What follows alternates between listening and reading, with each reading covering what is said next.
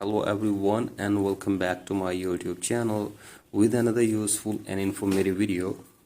So guys, if you're trying to set up Facetime and iMessage on your Apple device but you are facing this pop-up that your network provider may charge for SMS messages used to activate Facetime and iMessage. So guys, if you're also facing this pop-up while activating your Facetime and iMessage, here I will show you how can you avoid it. So guys, for that you have to simply watch this video till the end. So guys, first of all, go back to your home screen and now you have to simply open settings in your device, and from here you have to tap on your profile and tap on sign in and security, and from here you have to simply tap on edit button, and from here you have to simply remove your phone number and use your email address or Apple ID for your iMessage and FaceTime.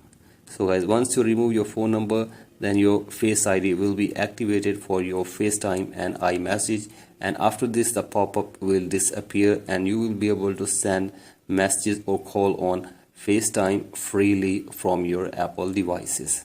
So guys, once you remove the phone number, then the pop-up will also be removed and the problem will be fixed. So guys, in this way you can also fix this problem on your Apple device. So guys, that's it for today's video. Hope this video helps you. Please like and subscribe to my YouTube channel as well. Thank you.